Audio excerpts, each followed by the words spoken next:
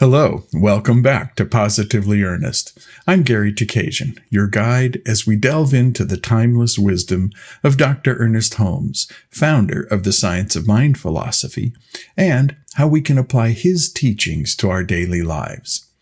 Our topic today is mindfulness and the path to well-being. And we begin with this quote from Dr. Holmes.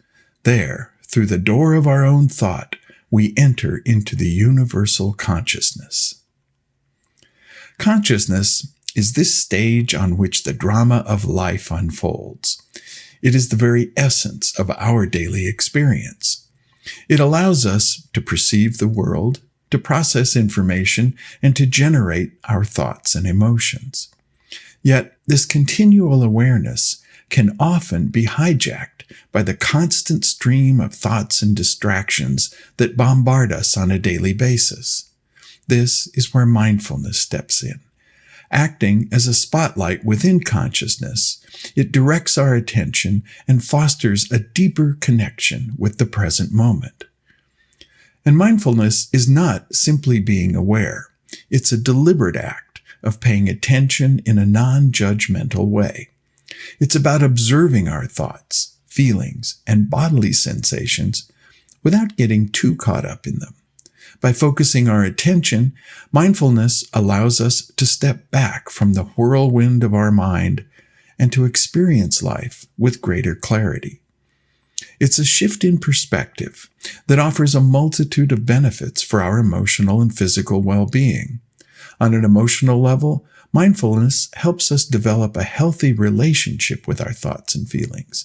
Instead of being swept away by negativity or dwelling on past experiences, we learn to observe them by stepping back for a broader view.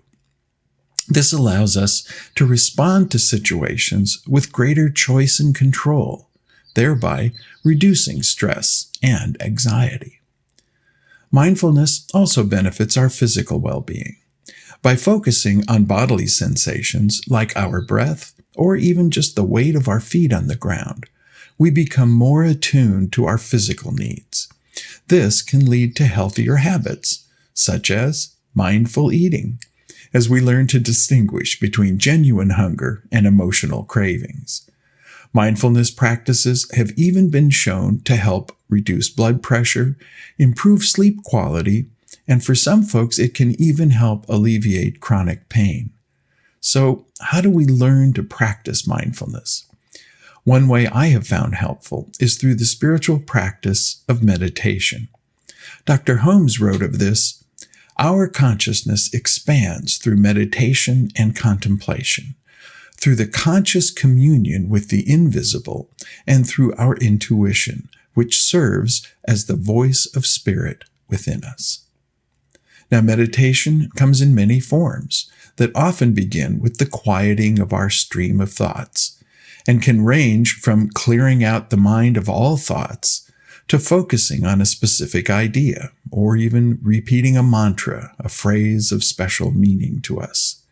No matter which type of meditation we choose, it is the mental break from our everyday activities and the focusing of our attention away from life's distractions that evokes the sense of mindfulness.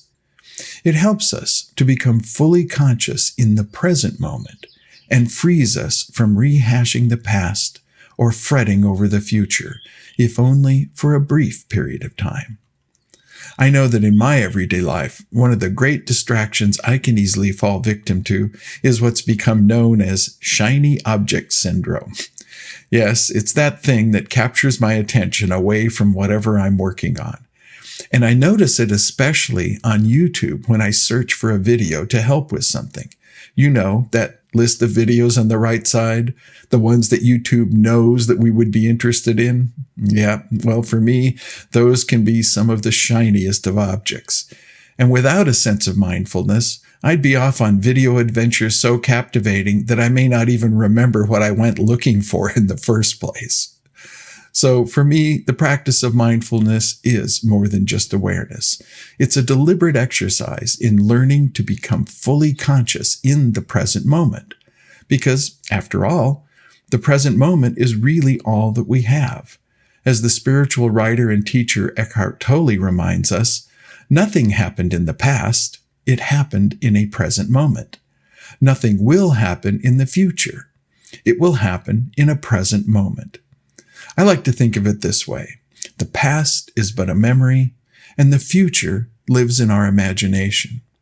Being conscious and mindful in the here and now helps me experience a more meaningful life. I'd like to know your thoughts on this. Do you find yourself venturing off on thought adventures that derail you from the task at hand? How much time do you lose in thoughts rehashing the past and fretting about the future? You may find the practice of science of mind to be helpful in learning more about meditation and mindfulness. And as always, please share your thoughts with us below. Let us know if you found this meaningful. And as this episode draws to a close, remember that consciousness is the foundation of our experience, and mindfulness refines it.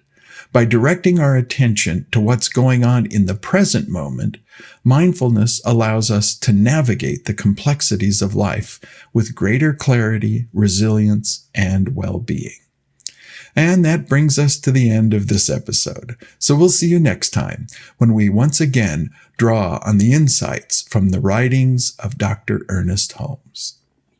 Thanks for joining us for this episode of Positively Ernest from Vita Spiritual Learning Center. If you found this meaningful, we'd love to hear from you. Please leave a comment, question, or suggestion below. And for more information, you can visit our website at vitaslc.org, where you can also make a tax-deductible contribution to support our free programming. Remember to like, share, and subscribe so you can be notified of future programs. And thanks. We'll see you next time as we are Positively Ernest.